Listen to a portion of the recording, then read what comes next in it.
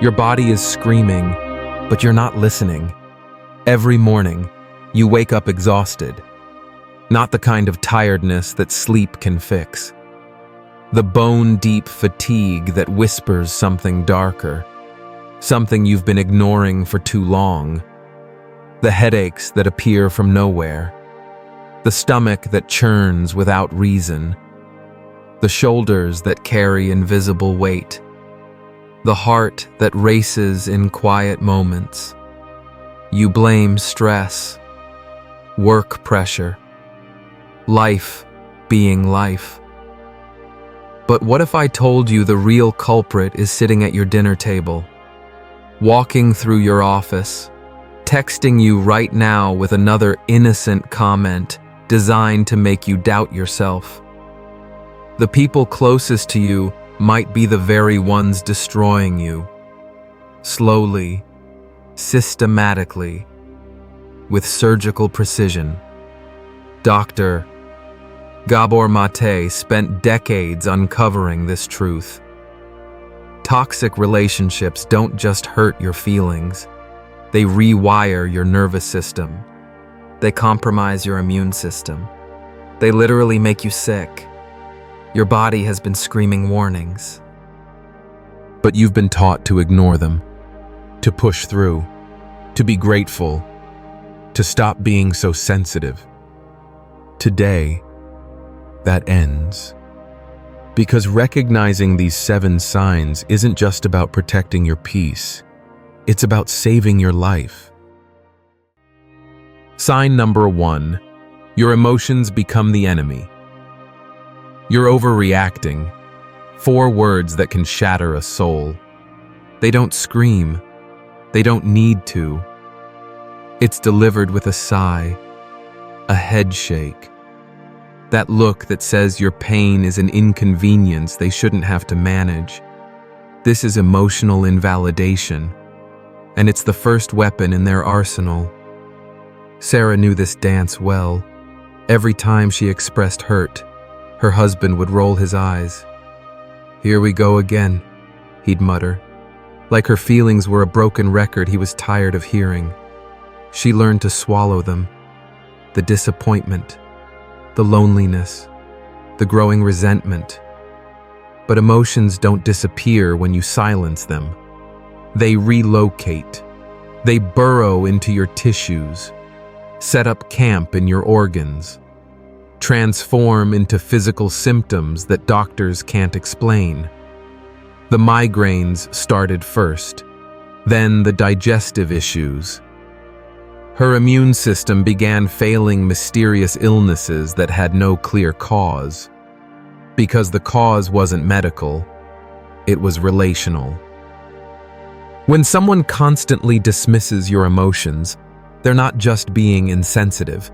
They're teaching you that your inner world doesn't matter. That feeling deeply is a character flaw. That expressing pain makes you burdensome. Your nervous system absorbs this message. Stop trusting yourself. Stop knowing what you know. Stop feeling what you feel. The most dangerous part. This invalidation often comes wrapped in concern. "I'm just trying to help you be stronger. You need thicker skin for this world. I don't want to see you get hurt." Translation: your authentic self is not welcome here. Over time, you become a stranger to yourself. You second-guess every emotion. Apologize for having needs. Shrink until you're small enough to fit into their comfort zone. But your body keeps the real score. It always does. Sign number 2, you become everyone's therapist. You've become the neighborhood emotional dumping ground. Every lunch break, someone corners you with their crisis. Relationship drama, work stress, family dysfunction. You listen, you advise, you absorb their pain like an emotional sponge. But when you need support, silence, busy schedules, sudden emergencies that weren't urgent 5 minutes ago, Marcus lived this reality for years. Colleagues treated him like their personal counselor. Friends called at midnight with their problems. Family members dumped their trauma in his lap whenever they needed relief. But when his father died, when his marriage crumbled, when he needed someone to hold space for his pain, crickets. The message was unmistakable. You exist to serve, not to need. This isn't just unfair, it's physically destructive. Constant emotional output without input creates chronic depletion. Your nervous system never gets to rest, never gets to receive nourishment. You become like a phone that's always charging other devices but never gets plugged in itself. The symptoms are predictable. Exhaustion that sleep doesn't touch. A hollow feeling even in crowded rooms. The sense that you're running on fumes, but everyone expects you to keep running. People praise you for it. You're so strong, so reliable. I don't know what I'd do without you. But behind every compliment is a demand. Keep giving. Keep enduring. Keep being our emotional supply. You start believing this is love, that being useful equals being valued, that if you stop being the helper, you'll stop being wanted. So you pour from an empty cup until there's nothing left but the cracked vessel itself. Your body pays the price. Autoimmune disorders, chronic fatigue, insomnia, the physical manifestation of emotional starvation. Because a soul can only give what it doesn't have for so long before the body intervenes. Sign number 3, control disguised as care. I'm only saying this because I love you. The most effective control doesn't announce itself. It whispers. It suggests. It plants seeds of doubt and calls them wisdom. Linda's mother was a master at this psychological warfare. Every decision Linda made was met with gentle disappointment wrapped in maternal concern. Are you sure about that job? Seems risky in this economy. That outfit is bold for you. I just worry you're repeating my mistakes. Never direct commands, never obvious manipulation, just a slow, steady erosion of confidence. Death by 1,000 tiny doubts. This is control disguised as love. More effective than any dictatorship because it makes you complicit in your own imprisonment. You start asking permission to live your own life, second-guessing every instinct, checking with them before making choices because you've learned that their disapproval is worse than your own paralysis. The body responds to this psychological oppression like it would to physical captivity, muscle tension that never releases, digestive problems that have no medical cause, a constant feeling of being trapped even when you're technically free. Because you're not free. Not really. The cage is inside your mind now. Dr. Mate explains that this environment creates chronic vigilance. Your system constantly scans for signs of disapproval, always prepared to shrink, apologize, adjust. It's exhausting. And this kind of exhaustion doesn't respond to rest. It responds to freedom. But freedom means disappointing people who claim to love you. And when you've been trained to believe their comfort matters more than your authenticity, that feels impossible.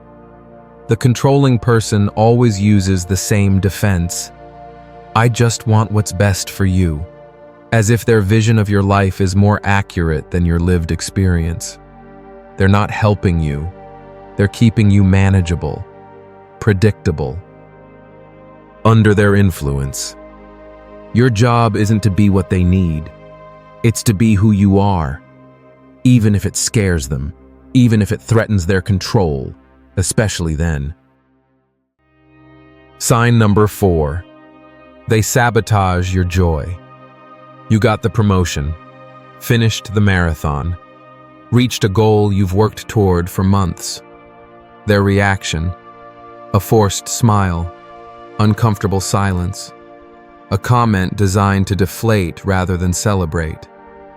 Must be nice to have connections. Hope the pressure doesn't get to you. Don't let success change you.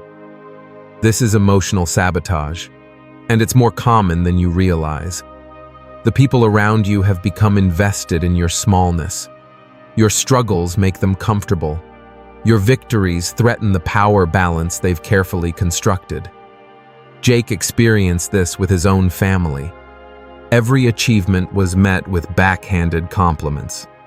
Every success was diminished with reminders of past failures. Remember when you tried starting that business? They'd say when he got promoted, "Just don't get ahead of yourself like last time."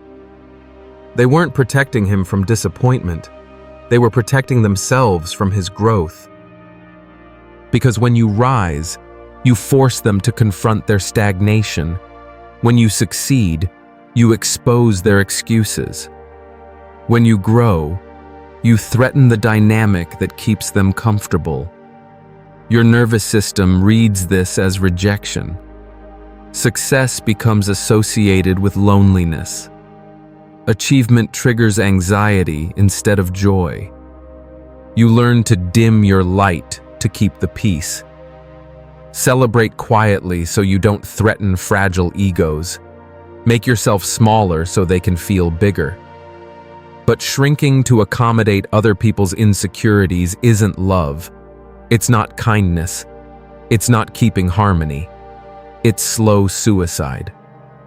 The body rebels against this suppression. Headaches before presentations. Stomach problems when good things happen. Anxiety about success because success has been weaponized against you. They've trained you to fear your own potential, to associate growth with loss, to believe that standing out means standing alone. Here's the truth. They don't want you to know. People who truly love you want to see you shine. They celebrate your victories because your joy brings them joy. The ones dimming your light, they were never your people. Sign number 5. The isolation campaign. I don't really trust your friend Sarah. Something feels off about her. Your sister only calls when she needs something. That group you hang with, they're not really on your level. One by one, they plant seeds of doubt about everyone in your life. Not obvious criticism, just gentle suggestions. Innocent observations that make you second-guess your connections. This is induced isolation, one of the most effective forms of control ever devised. Emma was subtle about it. Never demanded Jake stop seeing his friends. Just made it unpleasant when he did. Silent treatment after boys' nights. Passive-aggressive comments about how he changed around them. Eventually, it was easier to decline invitations, to drift away from people who might have helped him see what was happening, exactly as she planned. They're not just controlling you.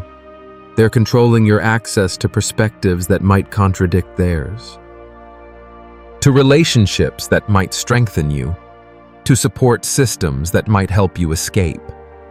Because an isolated person is an easily controlled person. Dr. Mate's research reveals that chronic loneliness impacts the body like smoking 15 cigarettes daily. Your immune system weakens. Stress hormones flood your system. The body interprets disconnection as a survival threat, because evolutionarily, it is. But they don't care about your well-being. They care about their control. And control is easier when you have nowhere else to turn. The cruelest part. They frame isolation as protection. I can see through people better than you. You're too trusting. I just don't want you getting hurt.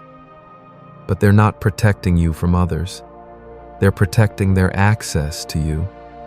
Your support network is your immune system against toxicity.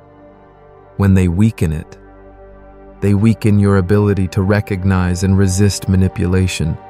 Real love wants you connected, supported. Surrounded by people who reflect your worth back to you. If someone constantly undermines your other relationships, ask yourself, what do they gain from your isolation? The answer reveals everything. Sign number 6. Living under constant judgment. You enter every room scanning for mood. Measure words before speaking. Adjust your entire presence to minimize criticism. This is what hostile environments do. They turn existence into performance. Every moment becomes about managing reactions instead of expressing authenticity. Your nervous system can't distinguish between a predator and passive-aggressive comments. It just knows danger, threat, survive. So you live in survival mode, always scanning, always defending, always adjusting. But humans aren't designed for constant threat. We need safety, connection, authentic expression. When those needs aren't met, the body rebels. Chronic tension, digestive chaos, insomnia, anxiety, depression. You're not sick. You're responding normally to abnormal circumstances. The judgment disguises itself as standards. We just want your best. We're pushing you to improve. This builds character. But improvement doesn't happen through constant criticism. Growth doesn't come from fear of disapproval. Real development happens in safety, where mistakes are learning opportunities, not character assassinations, where effort matters even when results disappoint. If you're living somewhere that feels like a courtroom where you're perpetually on trial, that's not normal. That's not healthy. That's not what you deserve. You deserve to exist without earning the right to take up space. Sign number 7. Abandonment in your darkest hour. You've held it together for years, carried everyone's burdens, smiled through personal pain, been strong when you needed to be vulnerable, but now you can't anymore. The weight is crushing. The smile won't stick. The strength has evaporated. So you do the bravest thing possible. You reach out, show vulnerability, admit you're drowning, and they disappear. Or worse, they weaponize your pain against you. You've been so negative lately. Everyone has problems. You need to focus on positives. This is the final cruelty. When you most need support, you receive abandonment disguised as advice. This moment, when pain meets indifference, something inside breaks. Not dramatically, just quietly, like a light dimming until it's gone. Dr. Mate identifies this as a primary catalyst for psychosomatic illness. It's not suffering that destroys us. It's suffering alone. Having pain dismissed when we finally find courage to share it. Your nervous system, already overloaded, finally collapses. The body begins speaking the pain no one will acknowledge. Unexplained aches, chronic fatigue, autoimmune responses, panic attacks. Your body is screaming what your heart isn't allowed to whisper. This teaches the most dangerous lesson. Your pain is inconvenient. Your needs are burdensome. Your authentic self is unwelcome. So you disconnect from feelings, from needs, from yourself. You become a ghost haunting your own life, present but not there, alive but not living. But here's what they don't want you knowing. Your pain is valid. Your needs are reasonable. Your feelings matter, even if they can't see it, even if they won't acknowledge it, even if they've convinced you otherwise. Your headaches aren't just stress. Your insomnia isn't just a worry. Your digestive issues aren't just diet. Your chronic pain isn't just aging. Your body is delivering a message. It's been trying for a while. This environment is toxic. These people are poisonous. This life is killing you. But you've been taught to ignore bodily wisdom. Push through pain. Be grateful for what you have. Stop being sensitive. You've been taught the problem is you. It's not. You're trying to survive in relationships that suffocate your soul. Maintain connections with people who require you to disconnect from yourself. Your body, wise, honest, loyal, is trying to save you. Dr. Mate's research proves what many feel but struggle to name. Toxic relationships create toxic bodies. Emotional oppression becomes physical illness. Psychological abuse manifests as chronic disease. Your body isn't betraying you. It's protecting you.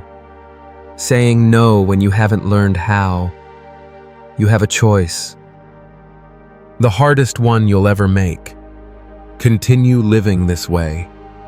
Accept crumbs of affection from people requiring you to starve your authentic self. Manage everyone's emotions while ignoring your own. Stay small to keep others comfortable. Your body will continue paying the price. Symptoms will worsen. Exhaustion will deepen.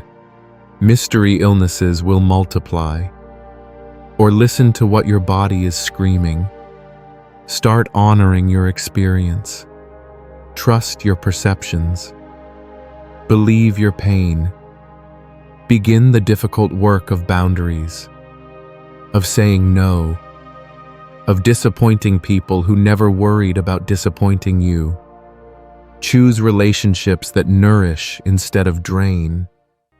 People who celebrate growth instead of sabotaging it. Environments where authenticity is welcome. It won't be easy. Those benefiting from your diminishment won't go quietly. They'll guilt you, manipulate you, call you selfish, ungrateful, dramatic. Let them. Your health isn't negotiable. Your peace isn't optional. Your authentic self isn't up for debate. The body trying to save you deserves protection. The spirit crushed under others' expectations deserves loyalty. You deserve to live. Really live, not just survive. The question is, are you finally ready to listen? If this video opened your eyes to patterns you've been ignoring, type, "Now I see," in the comments below. Your voice could be the wake-up call someone else desperately needs. Hit that like button if your body has been trying to get your attention. Share this with someone who needs to hear it.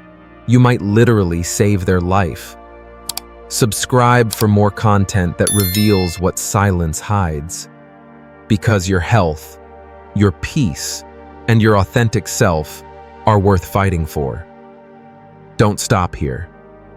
The next video reveals the exact steps to break free from these toxic patterns. You need to see what comes next.